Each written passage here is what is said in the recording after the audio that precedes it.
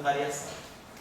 Aqui é a mesma coisa, mais fator 2ds mais si dmi a mi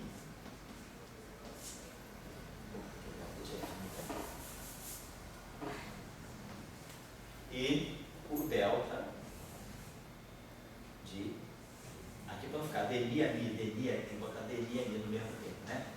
Isso aqui na verdade é dmi a mi, dmi a mi. Então estou fazendo a variação do segundo termo. A variação do quadrado é 2 vezes a grandeza vezes a sua variação. A variação de x2 é 2x delta x. Né? Então nesse caso, x, a grandeza x é dmi a mi. Então a variação do quadrado é 2 vezes a grandeza vezes a sua variação. E aqui a variação é simplesmente o j. É uma corrente externa, o campo está todo aqui. Então estou variando isso aqui. É o princípio variacional.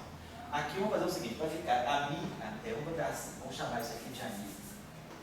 J mi, vai ficar tudo padronizado. J mi, D mi, e aqui é a mesma coisa. Então aqui observe o seguinte, a variação está aqui. Então esse termo é dmi delta a mi menos dmi delta a mi. É esse termo aqui, variando só, variando em relação aos campos, tá? Isso aqui é dmi a mi menos dmi a mi, mas quando eu vario o campo, né, então vai ficar dmi do delta a mi menos dmi do delta a mi. Então esse objeto aqui é antissimétrico. Isso aqui é antissimétrico. E isso aqui também é antissimétrico. Então eu posso cancelar esse termo menos esse vai dar a mesma contribuição. Então eu cancelo esse termo e boto um fator 2. Então eu posso botar um fator 2 que vai desaparecer o meio, e aí em vez de fazer o delta do f mini, eu faço simplesmente o dmi do delta mi. Então esse termo pode ser reconduzido a essa forma aqui. Dmi do delta a mi. Foi o que aconteceu com esse termo. Esse termo aqui está a mesma coisa, né? Dmi do delta a mi. Esse delta não tem nada a ver com esse derivado, né? Dmi do delta a mi. Então tá lá. Agora, esse termo aqui, esse delta não está livre. Se variacional, a gente precisa deixar as variações livres. Então, o que eu tenho que fazer? Faço uma integração desse termo aqui, eu posso escrever ele assim. Isso aqui é dmi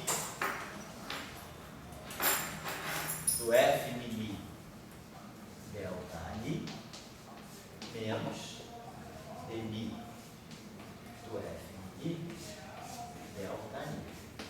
Simplesmente uso que esse termo aqui eu escrevo como sendo a derivada do produto menos a derivada do primeiro, que dá exatamente esse termo aqui. Claro, esse termo aqui, dentro de uma lagrangiana, é uma derivada total. Isso aqui é um termo de superfície. Né? Então, a gente imagina o termo de superfície, esses campos caem a zero suficientemente rápido no infinito, de tal maneira que esse termo é um termo de derivada total, eu arranco fora das equações, não dá contribuição para a equação de movimento, ele está dando contribuição do campo só no infinito. Esse termo aqui fica, então, tem a variação do campo vezes isso. A mesma coisa eu vou fazer aqui, eu vou escrever essa derivada atuando no todo, menos essa derivada atuando aqui. Então esse termo vai ficar assim, ó, menos, então esse termo ficou, deixa eu botar esse termo aqui, então usando, né, esse dispositivo da integração parcial, esse termo aqui ficou menos dmi f mini delta a mi. Eu liberei a variação do campo da derivada. Aqui eu vou fazer a mesma coisa, eu vou precisar liberar a variação do campo dessa derivada. O que eu tenho que fazer? Jogar essa derivada para cá. Faço o mesmo truque, vai dar um sinal menos. Então, esse termo aqui, ele vai ficar menos esse dmi atuando em dmi a mi. E tudo isso vezes o delta a mi. E aqui o delta mi já está livre. Então eu tenho delta mi, delta mi, delta mi. Então, pelo princípio variacional, a equação de campo que vai sair dessa densidade de lagrangiana aqui é a seguinte.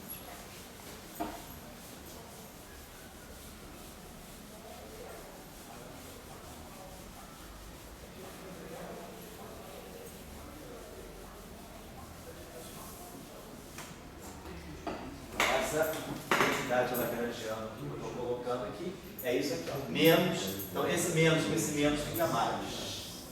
Então fica dmi do f mini, o primeiro termo. Agora a variação é livre. Então, abandonar os delta então, menos fica mais. Aqui fica menos si dni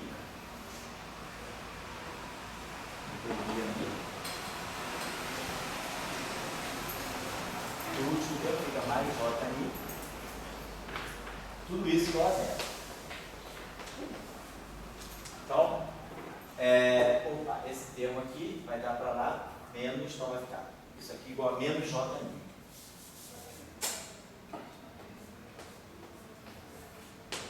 Então, esse termo aqui saiu bonitinho, esse termo aqui saiu com o sinal trocado, então eu vou ter que trocar o sinal menos aqui. E esse termo aqui saiu com o sinal trocado, bota o sinal menos aqui. Então, se eu partisse daqui, basta trocar o sinal do psi.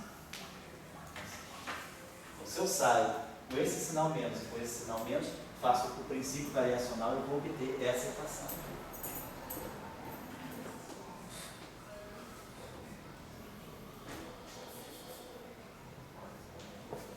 Ou se eu quiser também, eu poderia ter colocado, nada me impede de ter colocado essa equação com sinal menos, não faz. Bom, eu posso jogar tudo no psi. Psi pode ser a menos de um sinal. O que é importante, né? Então é isso, que eu tenho uma densidade de Lagrangiano da qual eu tirar a equação que eu estou usando para descrever o campo de Maxwell. E aí eu estou interpretando o seguinte, eu estou vendo que esse termo aqui, que é o termo que me resolveu o problema, colocando um setor de spin zero e permitindo a inversão, é esse termo que aparece dessa forma aqui. O que eu estou fazendo com esse termo aqui? Então, eu estou introduzindo esse termo no Lagrangiano. Eu estou dando, agora eu estou jogando, porque o Lagrangiano de Maxwell, aqui ele exclui a parte longitudinal, ele é puramente transverso, eu estou jogando a parte longitudinal. Então, esse termo aqui, então, qual é o seguinte? Então, esse termo aqui permitiu, deixa eu botar isso aqui de novo, vou apagar isso aqui, só para a gente não se esquecer, um instantinho só, vou voltar aqui ao nosso operador O de Maxwell, né? Quer dizer, o nosso operador O' de Maxwell, ele ficou d'Alembertiano, eta mini, mais si, d'Alembertiano, ômega mini, só para não esquecer. Nosso operador. Então, esse termo aqui, que é o termo de psi, ele recebeu, quer dizer, o que eu fiz? Eu joguei em cima do Lagrangiano de Maxwell esse termo aqui.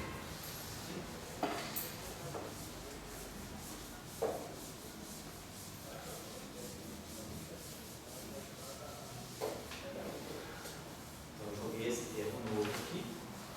Esse termo novo aqui, vamos explicar, vamos justificar melhor, ele se chama termo de fixação de calibre, é o chamado termo de gate fix.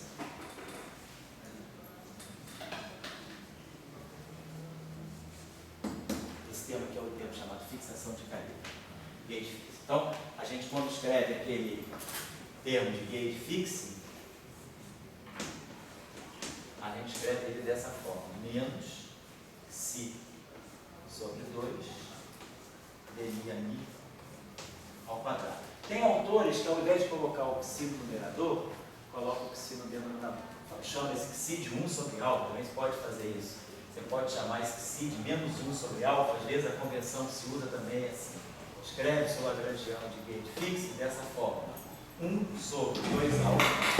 Então vai agora, então está sendo filmado aí. Então um abraço lá no pessoal. Dni ao quadrado. Então eu posso introduzir também o Lagrangiano dessa forma, se quiser. E aí isso é uma questão de conversão. Ou tem livro que você olha o Lagrangiano de gate fix, está direto, 1 sobre 2 alfa, dni ao quadrado. Ou então ele é menos que si sobre 2, dni ao quadrado. Tanto faz, é um parâmetro, né, que si é 1 menos 1 sobre alfa, tanto faz. Pode adotar, eu vou adotar essa anotação aqui, é mais popular. Então eu vou dizer, não tem não, é uma questão de costume mesmo. Eu vou então adotar essa anotação, vamos colocar aqui dessa forma, mais 1 sobre 2 alfa, só chamar o psi de menos 1 sobre 2 alfa, dni a mi ao quadrado. Então, para nós, né, nessa redefinição de psi sendo menos 1 sobre alfa, o operador de Maxwell vai ficar menos 1 sobre alfa, ômega mini. Então, com essa convenção de que si sendo menos 1 sobre alfa, a gente vai escrever o operador de Maxwell dessa forma. Então, eu estou só querendo captar a atenção de vocês para isso, que essa é uma questão, vamos dizer assim, simples, mas não é trivial. O que está envolvido aí? Então, nós vamos tentar, eu estou querendo ser bem detalhista nisso, para a gente depois lá na frente não precisar voltar muito para isso. Então, nós introduzimos, né, então, a ação de Maxwell, o lagrangiano de Maxwell, a gente já introduz ele na parte transversa. Esse termo aqui, sendo F mini, F I, ele na verdade é puramente transverso. A gente sabe que o F mini carrega só os pininhos. Então ele dá só isso na equação de campo. Então eu precisei introduzir isso aqui que eu chamo de fixação de calibre para ganhar esse termo na equação de Maxwell. Então a equação de Maxwell agora vai ficar assim, menos 1 sobre alfa. Esse lagrangiano aqui implica exatamente nessa equação de campo. Tá? Então implica isso aqui. Então esse lagrangiano implica nessa equação, nesse novo conjunto de equações de Maxwell, cujo operador O é aquele. Então, esse termo aqui, que nós chamamos de fixação de calibre, nos permite a inversão. E nós vamos ver agora, daqui a pouco, por que ele recebe esse nome de fixação de calibre. Então, nós já vimos também que ele é um termo inócuo, no sentido de que, se eu acoplar esse campo de Maxwell com as correntes externas, ele passa batido. O fóton, quer dizer, ele introduz um fóton longitudinal, ele introduz um polo. A gente tirou esse operador aqui inverso, então, o O a menos 1, então o O de Maxwell a menos 1 ficou 1 sobre D'Alembertiano, θ mini, menos 1 sobre alfa, menos alfa, sobre D'Alembertiano, ômega mini. E olhando no espaço das configurações, né, isso aqui me dá, vou colocar assim, um G Maxwell mini Getil, né? A transformada de Fourier da função de Green do campo de Maxwell agora, então ele fica simplesmente passar isso aqui para o espaço dos momentos. Então fica menos 1 sobre K2, θ mini, menos Kπ sobre K2, que é o operador transverso. Então isso aqui, ó. D'Alembertiano fica menos K2. θ mini fica daquela forma. Esse D'Alembertiano fica menos K2. Então vai ficar mais alfa sobre K2.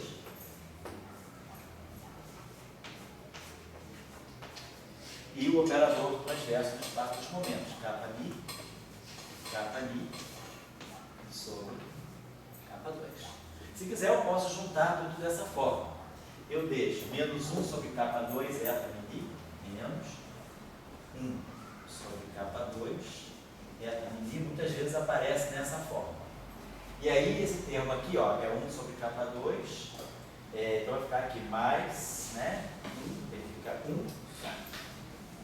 Continua ali no quadro, né? Continua tudo mais, vai tudo para cá, isso. Mais 1 mais alfa,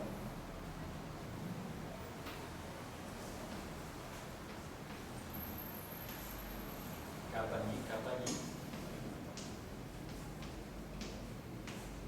sobre K4. Então, juntei aqueles dois termos. Eu trouxe esse termo daqui, juntei com esse que fica daqui. Então ficou esse pedaço aqui e esse pedaço aqui. Tá? Muitas vezes o propagador do fóton está escrito dessa forma. Aí a gente pode fazer, tem a chamada. Aí esse alfa, vocês viram o seguinte, esse alfa é completamente arbitrário. E não tem problema, porque esse alfa, ele está introduzindo o termo que é livre, que é o fóton escalar, que é o fóton que se desacopla. Então eu tenho liberdade na escolha desse alfa. Então, se escolhe esse alfa igual a menos 1, esse aqui é o chamado gauge de Feynman.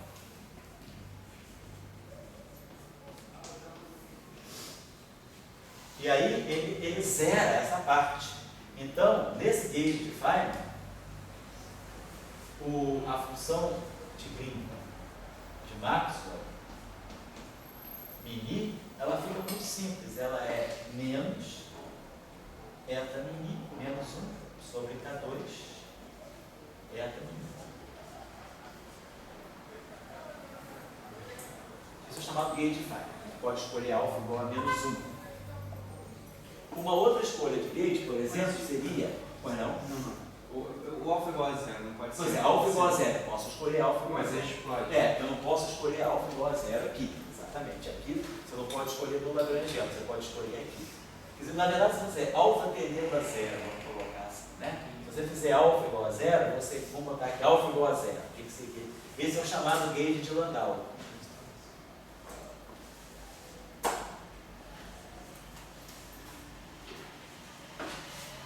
No gauge de Landau, alfa igual a 0, eu tenho então esse termo aqui, então ele fica simplesmente menos 1 sobre K2, eta mini.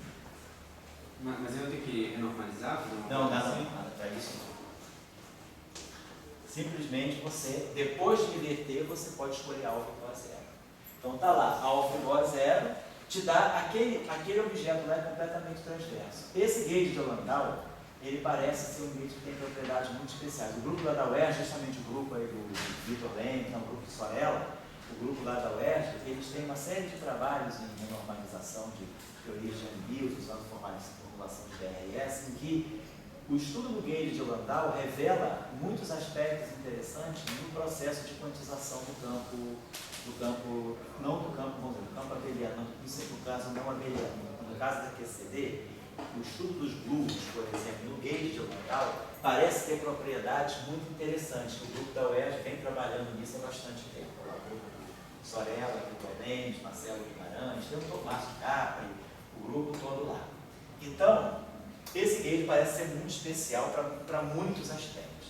Então, nós temos essa liberdade de escolher esse alfa, porque esse parâmetro ele é colocado aqui, porque nós temos um problema, né, relativístico. O campo, como eu estava conversando com o Dória, o campo de spin 1, ele, a equação de Maxwell, ela só dá o spin 1, ela deixa o spin 0 de fora. E isso, para poder, de uma certa maneira, quebrar, quer dizer, não quebrar a covariância, eu tenho que introduzir o spin 0 para poder ter uma função de Green inversível. Senão, eu fico sem a possibilidade de ter uma função de Green. Então, o único jeito de eu ter uma função de Green por fora é introduzindo propagação para a parte longitudinal. Mas a propagação, ela deixa o fóton longitudinal desacoplado. Então, isso me dá a liberdade de deixar esse termo solto, porque eu sei que mesmo com a interação, devido a essa corrente ser conservada, a parte longitudinal desse campo não se acopla. Então, isso me deixa à vontade. Agora, estou querendo dizer que nós chamamos esse Lagrangiano aqui de um Lagrangiano de gauge fixo. Então, eu vou querer agora trabalhar um pouquinho mais com vocês até o final da aula, qual é o significado da simetria de gauge no campo de Maxwell e o que essa simetria de gauge me justifica, a denominação de que esse termo é chamado de um termo de gauge fixo. Mas fisicamente, o que eu estou colocando para vocês é que nós precisamos introduzir esse termo aqui, quer dizer, eu coloco esse termo, mas com certos compromissos. Eu coloco esse termo para poder falar de uma função de Green por fora, mas ao mesmo tempo, esse termo me traz um problema, ele introduz um fóton longitudinal, mas eu não quero física por fóton longitudinal. Aí eu vejo que o fato da corrente ser conservada, da carga elétrica ser conservada, a corrente satisfazer uma condição de continuidade, ela é transversa, e aí a gente mostrou que classicamente, pelo menos, a gente tem certeza que esse termo dá propagação para o spin 0, mas não deixa o spin 0 interagir com a matéria. Então ele está na teoria, mas a interação eletromagnética não percebe isso. A interação eletromagnética, ela realmente percebe só o fóton de spin 1. Então o problema está resolvido dessa forma. Isso nos traz essa arbitrariedade nessa escolha desse termo. Pode ser alfa igual a 0, pode ser alfa igual a menos 1 ou menos 1. Então, esse termo aqui é o chamado termo de gauge fixing. Por quê? Porque eu posso mudar a forma da função de Green escolhendo determinados valores de alfa. Alfa igual a 0, alfa igual a menos 1, alfa igual a 2, qualquer alfa. Alfa igual a 0 é bom porque dá um propagador simples, para fazer os cálculos perturbativos é mais simples. Agora, alfa igual a menos 1, que alfa igual a 0, que tal o gauge de Landau, é interessante para se compreender alguns aspectos, inclusive não perturbativos, do campo na versão não abeliana. Então, essa é a questão. Agora, a nossa discussão vai para a última parte dela, que é ver a importância da simetria de gauge. Não vai dar para fazer o Chern Simons hoje, eu faço na próxima aula. Aliás, eu tenho que conversar com vocês antes de acabar a aula. Próxima aula significa sexta que vem, mas eu vou precisar fazer uma aula de reposição dessa aula aqui, porque realmente eu faltei aula no dia 13 de abril, a aula que eu fui a Goiânia. Então, aquela aula não teve mesmo, né? Na semana da conferência eu dei meia aula, mas na semana anterior eu não dei aula. Então, eu vou querer repor essa aula no sábado, dia 12, véspera de Dia das Mães. Mas aí, quem não puder vir, alguém vem e grava, alguma alma caridosa grava. Tá? Quem não puder vir, não tem problema. E se ninguém puder vir, então não tem aula. Se não puder gravar, então não tem aula, porque não vai ser sacanagem, né? Deixar as pessoas se assistirem a aula. A gente vê. Bom, só quero chamar a atenção. Se eu vou então jogar a discussão de 3 dimensões, de Chern Simons, para a próxima aula da sexta-feira que vem. Então vamos acabar a discussão aqui, falando agora da simetria de gauge. Você queria fazer uma observação? Eu pergunto o que é. Assim, na verdade, para ver com isso, porque assim, o primeiro termo é a contribuição de energia da parte transversa. Isso. O segundo da longitudinal. Isso. O terceiro é o acoplamento com a corrente. Isso. Só isso. Pois é, esse alfa, na verdade, para mim, ele está dando um peso de contribuição de energia para dentro da Lagrangiana. Então, para mim, ou você simplesmente falar, como ele não acopla nada, eu posso falar, é como se fosse uma constante somada a energia, ou então, sabe, ele dá zero, porque se ele for um número finito, tudo bem, é como se fosse uma constante que está acrescentando energia, mas não tem... Então, você está se autocondenando. Tá, você vai fazer o seguinte exercício da semana que vem. Então, o exercício que vão cobrar dele, vocês podem cobrar. Eu não cobro não, mas vocês podem cobrar. O exercício é o seguinte. Não, boa pergunta. Eu não respondi ela não. Mas na tua pergunta já cabe um bom exercício. Aliás, eu deixei tarefa nenhuma hoje, né? Então, essa tarefa aqui é a tarefa do sal.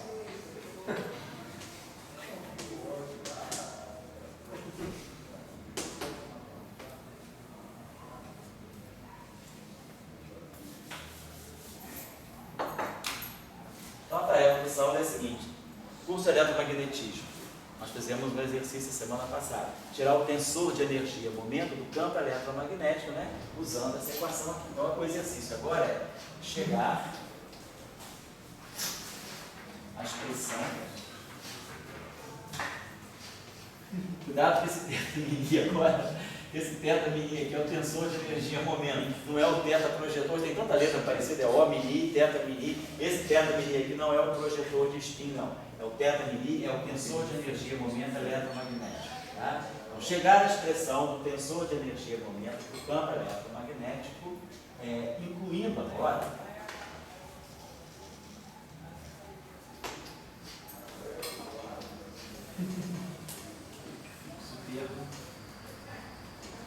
e gauge fixa.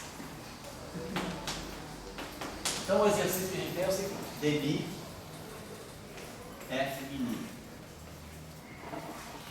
menos 1 sobre alfa dmi igual a j. Você lembra, para fazer esse exercício, o que nós fizemos? Nós pegamos a equação de Maxwell e a gente multiplicava ambos os membros dessa equação de Maxwell por um f de k. E aí começava a fazer aquele truquezinho das equações de campo, usava as equações de movimento. Então, a gente, sem esse termo aqui, chegou a uma expressão do tensor de energia momento do campo eletromagnético, que é F mi alfa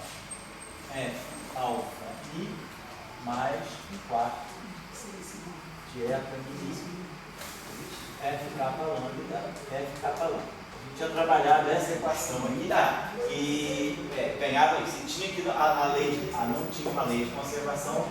Isso aqui me dava a força de Lorentz. A gente tirava a força de Lorentz. O que vocês fazem agora é o mesmo exercício. Chegando, então, qual é a contribuição desse termo que o Saulo está falando para o tensor de energia momento? Vocês vão ver que isso aí Vai fazer vocês pensarem. Quem chegar na resposta vai ganhar. Certamente vocês vão ganhar. O meio de ε0 é 2, mais o meio de B2 sobre M0, mais a parte dependente não. E aí eu quero que vocês entendam que mensagem esse termo aí do fóton longitudinal está mandando para o tensor de energia momento. Tá certo, Saulo?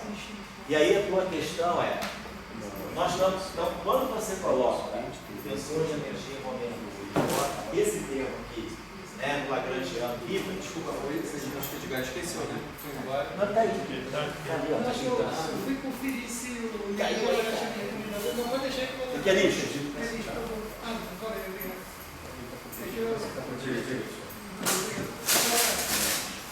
agora eu queria conferir com o Felipe se o livro que você me recomendou do Xing. Ah, tá legal. Você achou ele na biblioteca? Eu achei, mas tinham vários nomes parecidos, aí eu não sabia se era esse. É esse aí, Xing? Parece que é esse. Beleza. Mas ele tá com. São os dois robôs. Tem mais 2 exemplares aí.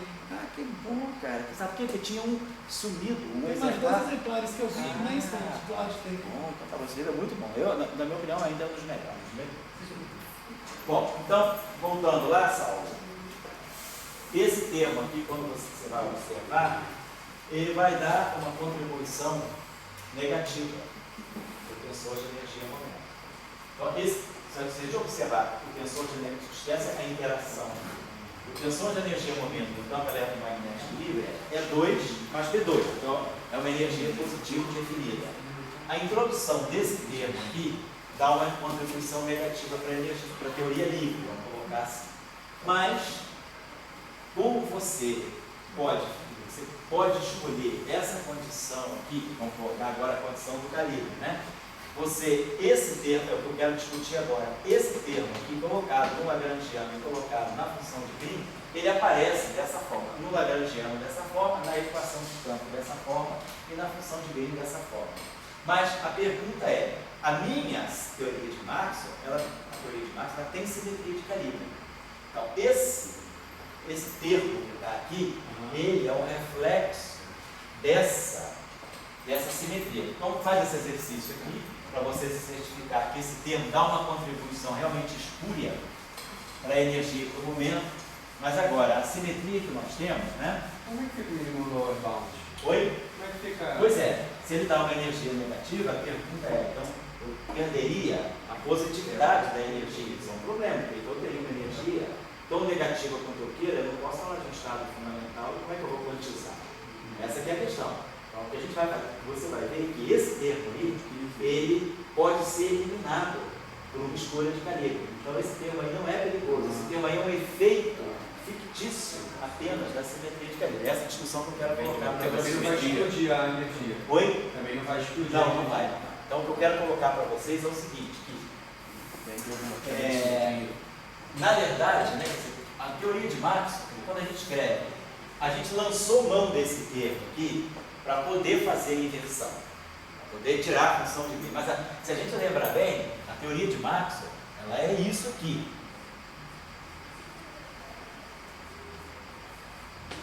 Ela é isso. E a simetria que eu tenho na teoria é essa simetria aqui, a linha Mi. Então, essa transformação aqui me faz eu poder passar de um potencial para outro sem mudar o F e, portanto, sem mudar as equações de campo. Isso é a simetria de calibre da teoria de Maxwell. Essa simetria de calibre aqui, ela me mostra o seguinte: suponhamos que eu tire a divergência dessa equação aqui.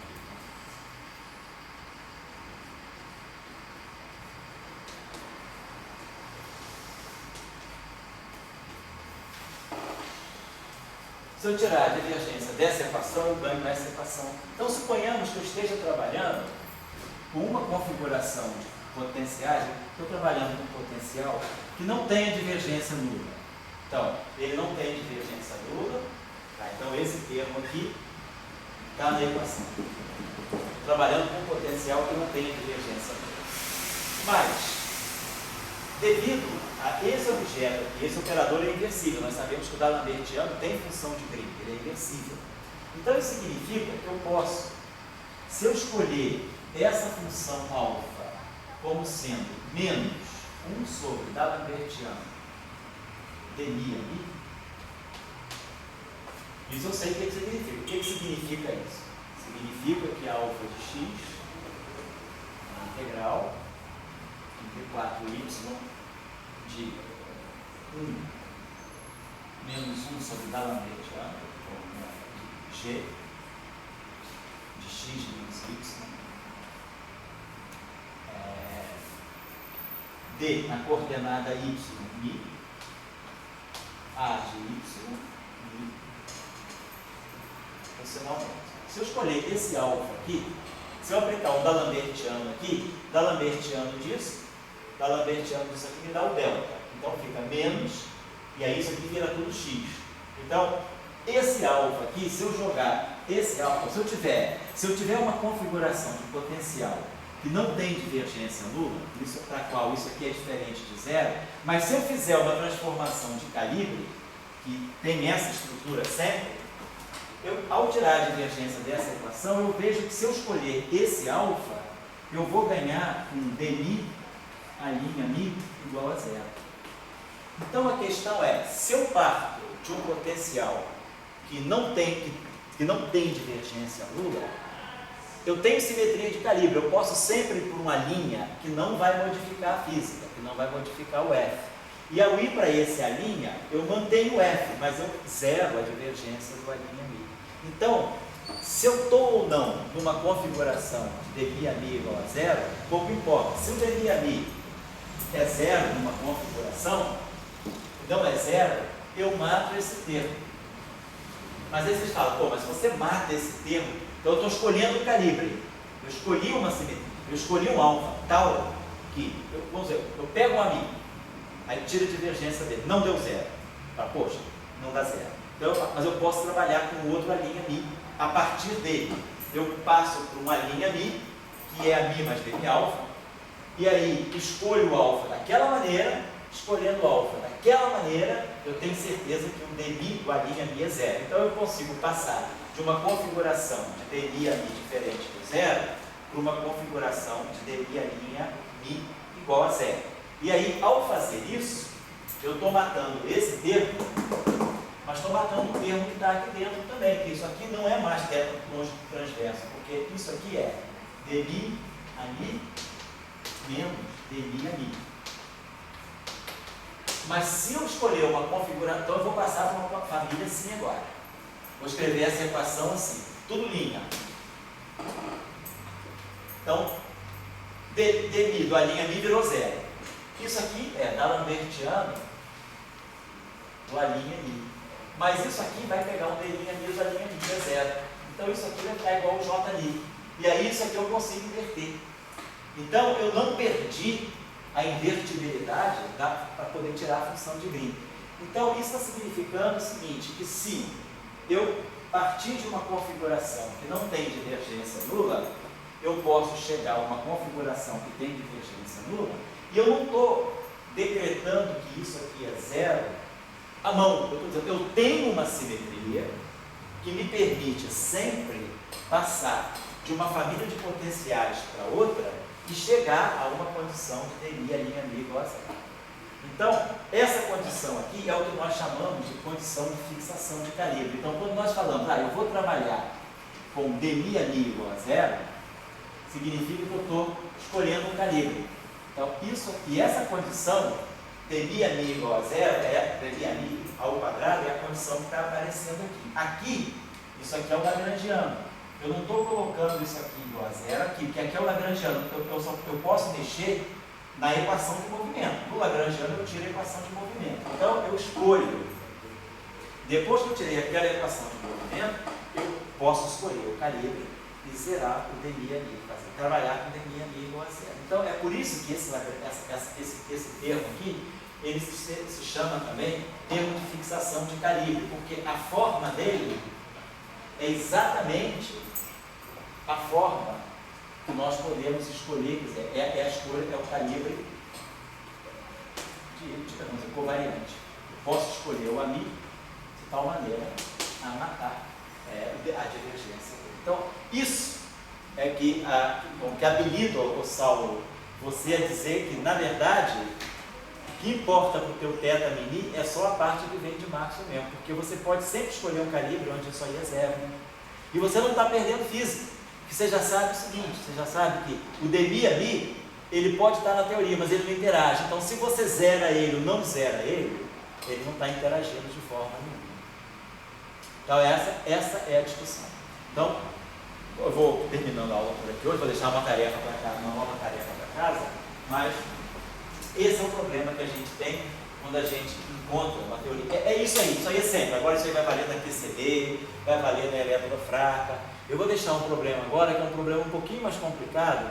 Você já fez o curso de interações fundamentais? Quem já fez o curso de interações fundamentais, estudou o mecanismo de Higgs, eu vou dar um exercício agora, que ele, dentro dele tem um mecanismo de Higgs, mas é para vocês tirarem função de Green. Vocês viram o seguinte, nós fizemos a função de Green do campo escalar, fizemos a função de Green do campo espinorial, fizemos a função de Green do campo de Maxwell, que é essa aí, e fizemos a função de Green do campo de prova. Eu agora vou misturar duas coisas. Eu vou pedir para vocês calcularem uma função de Green que mistura o campo de Maxwell, quer dizer, mistura o campo vetorial com o campo escalar. Então a questão vai ser assim.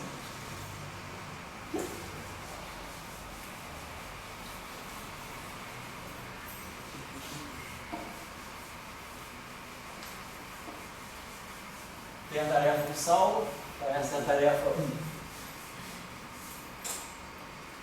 Já vou acabar, tá?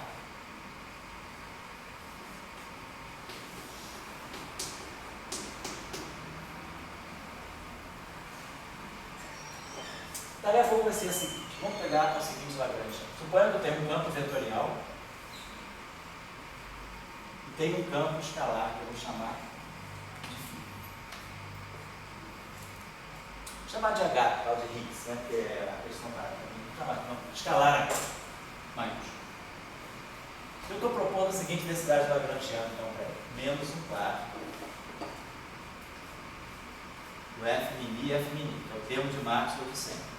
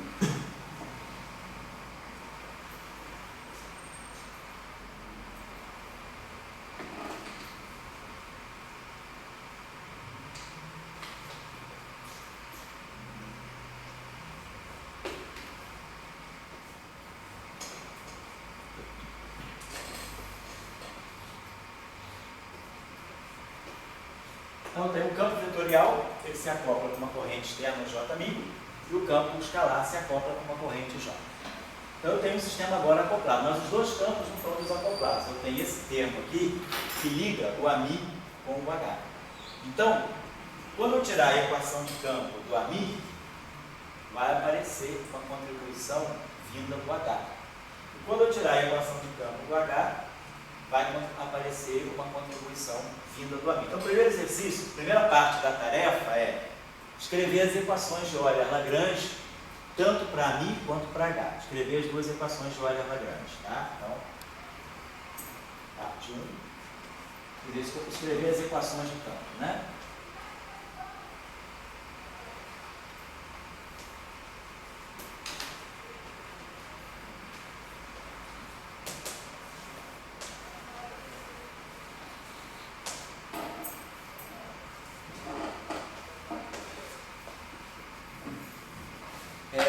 O segundo ponto vai ser discutir a estrutura das funções de Green.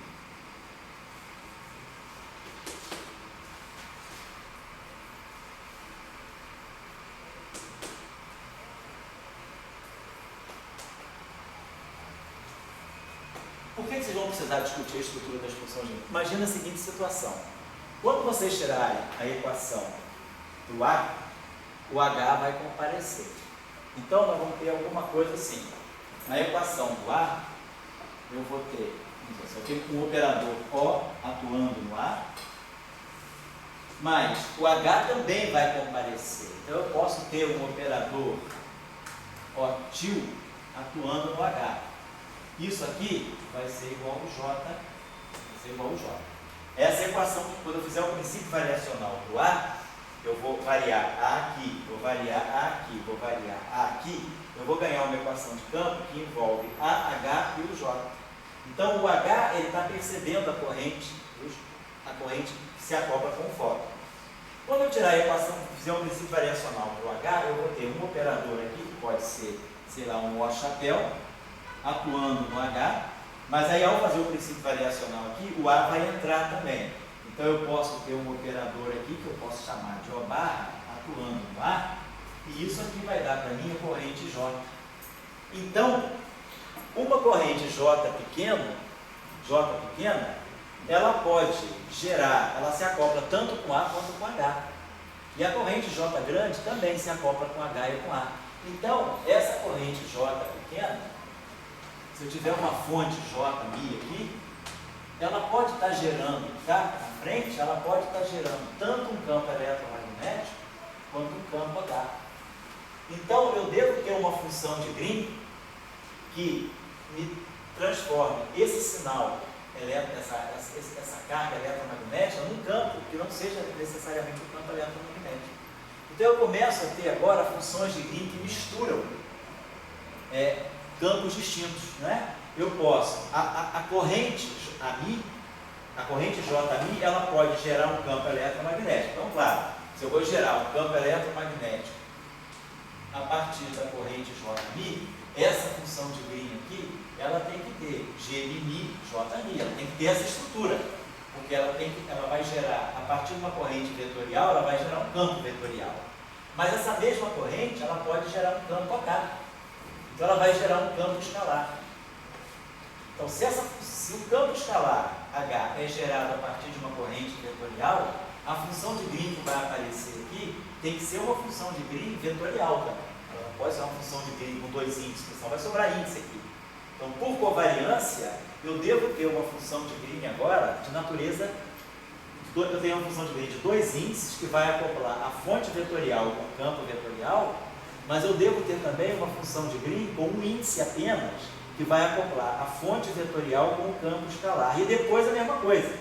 A fonte escalar se acopla com o campo escalar por uma corrente, uma função de Green completamente escalar.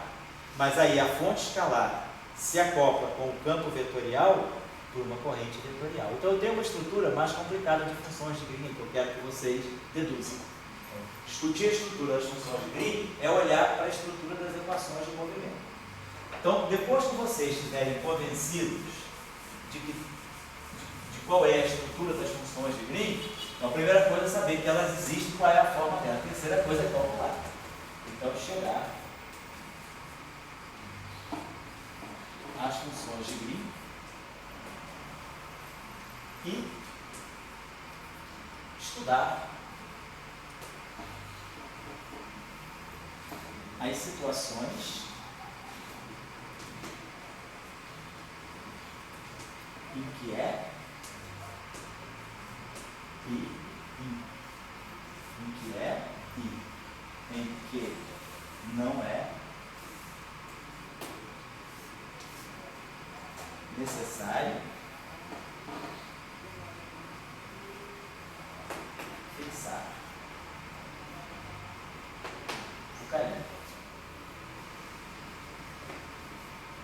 Porque agora a situação é a seguinte: o campo vetorial ele tem um campo escalar junto dele.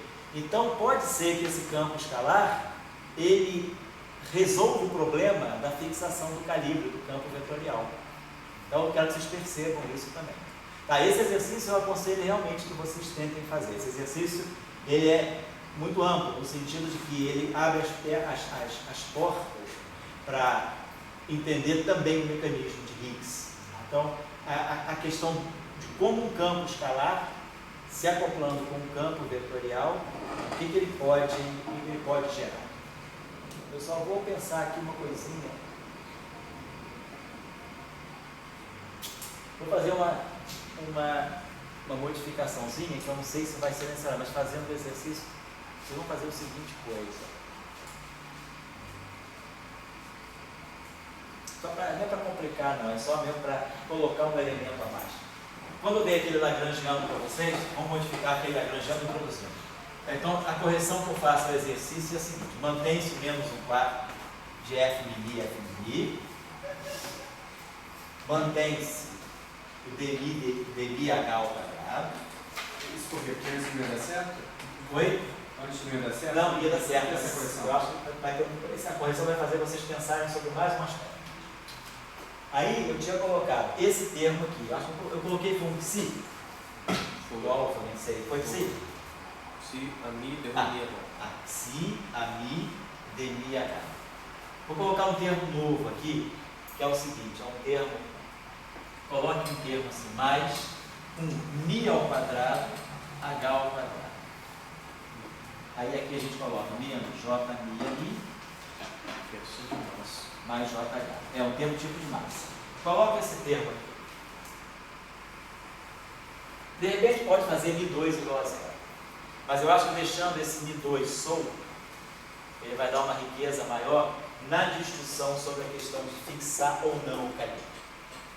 Então, esse exercício aqui eu recomendaria a vocês que realmente tentassem fazer para a próxima aula, para gerar dúvida para a próxima aula. Tá? Posso fazer em grupo, aí vocês se reúnem, tentem discutir esse exercício. Ele não é trivial, não é simples, ele é bem diferente. Assim, é bem diferente do padrão de calcular a função de meio, mas ele é extremamente importante, sobretudo para a teoria eletromagnética.